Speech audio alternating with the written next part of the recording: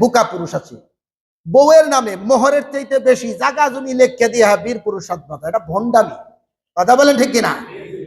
মোহর দেন, থাকে হাদিয়া দেন, গহনা দেন, শাড়ি দেন, চুড়ি দেন, তার প্রয়োজন সব মিটাই দেন, কিন্তু বউরের জায়গা জমিতে লিখে দিতে হবে, এই ভণ্ডামি আপনারা শিখাইলো কে?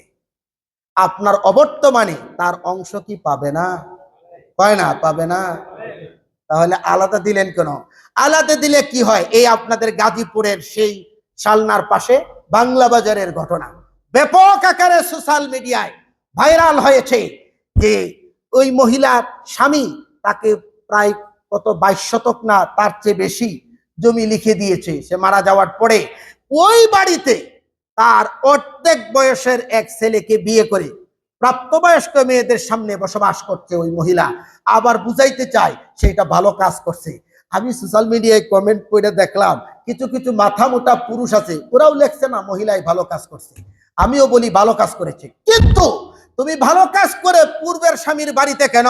যাকে বিবাহ করেছো তার বাড়িতে যাও বা অন্যত্র ভাড়া থাকো। কথা বলেন ঠিক কিনা? মোহতারাম হাজিরিন, তার পূর্বের স্বামী যদি জানতো, পূর্বের স্বামী যদি জানতো তার অবর্তমানে তার স্ত্রী অন্য পুরুষকে বিবাহ করে তার বাড়িতে বসবাস করবে, তার সন্তানদেরকে দূরে সরাইয়া জিন্দিগিতে জমি লিখে দিত? দিত?